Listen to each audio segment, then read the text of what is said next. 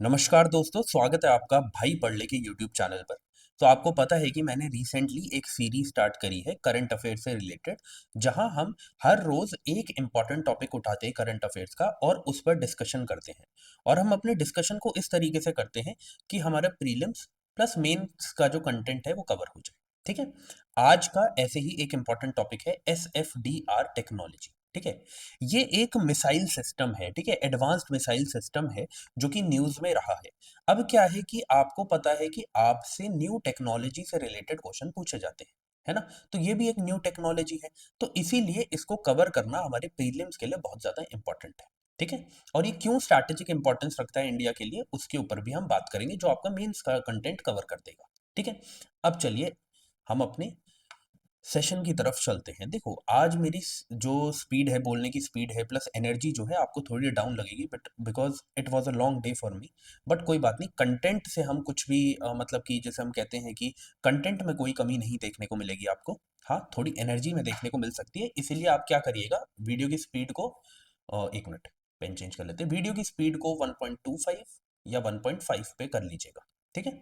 अब देखो, हुआ क्या कि SFDR टेक्नोलॉजी पर बेस्ड एक मिसाइल सिस्टम हमें देखने को मिलता है। ये SFDR की फुल फॉर्म क्या है?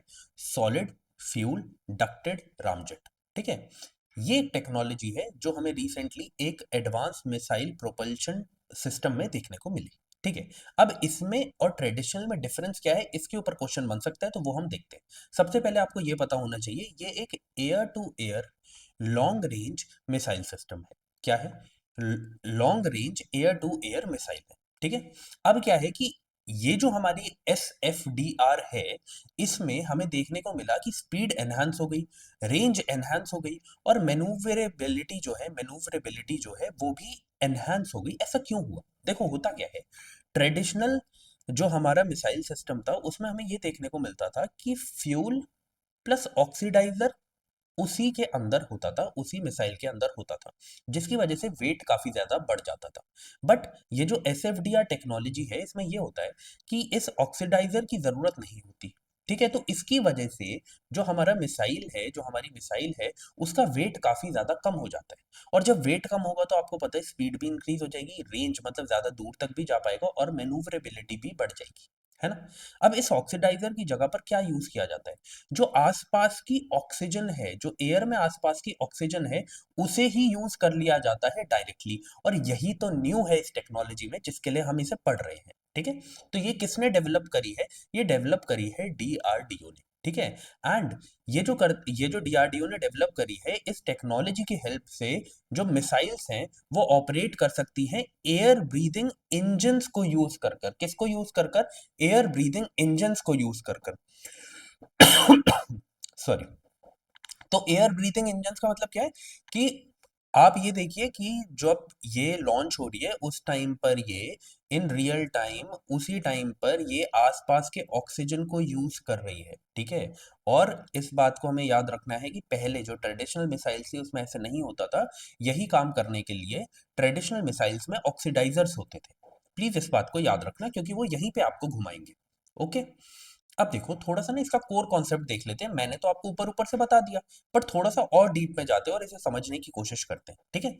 अब देखो जरा क्या है, ये एक एयर ब्रीदिंग प्रोपल्शन सिस्टम है। इसका मतलब क्या है कि जो एटमॉस्फेरिक ऑक्सीजन है उसे वो यूज करता है कंबशन के लिए। किसके कंबशन के लिए? वो जो सॉलिड फ्यूल इसमें है उसके कंबशन के लिए क्या करता है, एटमॉस्फेरिक ऑक्सीजन को, अपनी आसपास की ऑक्सीजन को यूज करता है।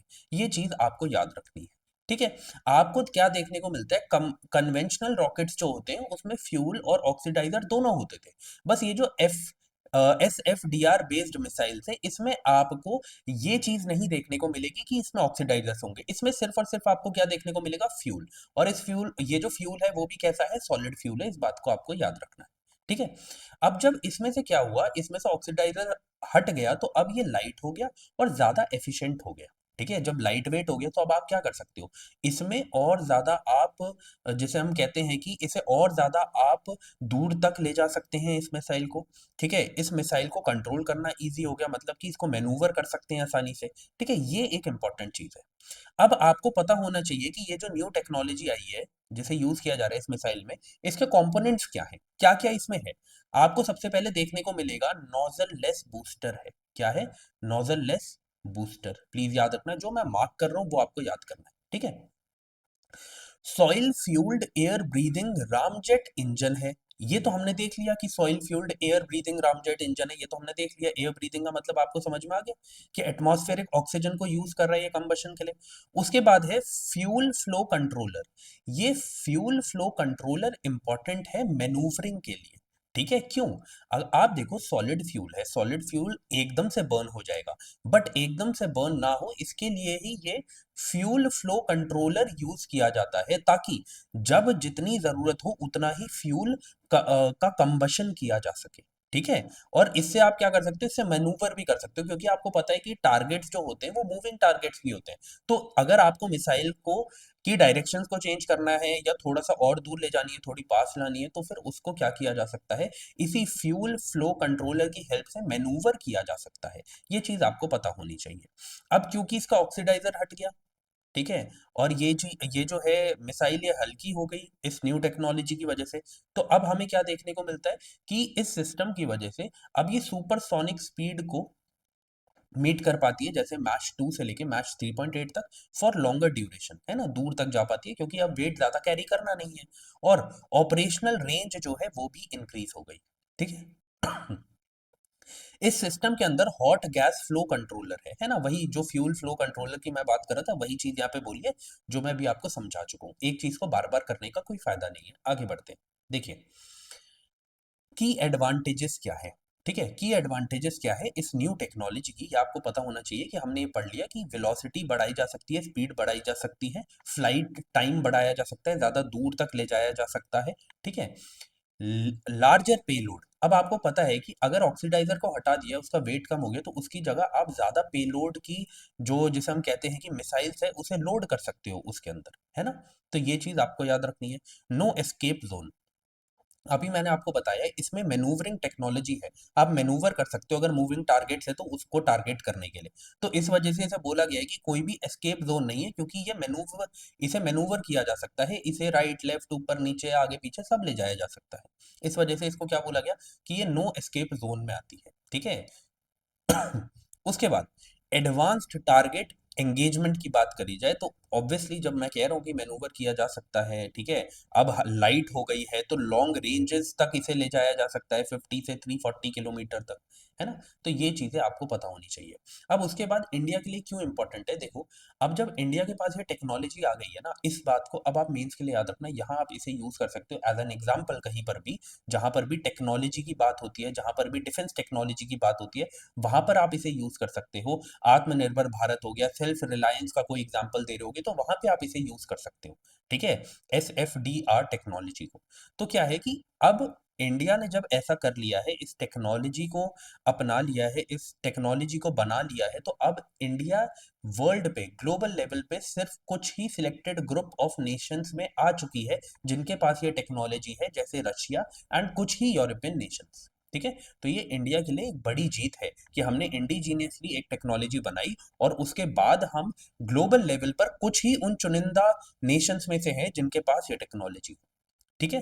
स्ट्रैटेजिक एडवांटेज तो आपको पता है, जब भी कोई न्यू टेक्नोलॉजी आती है तो एक स्ट्रैटेजिक एडवांटेज तो हर एक नेशन को मिलती ही है। अब इंडिया ऐसी टेक्नोलॉजी लेके आया है, बनाई है उसने, तो इस वजह से स्ट्रैटेजिक एडवांटेज तो उसे मिलेगी ही, है ना?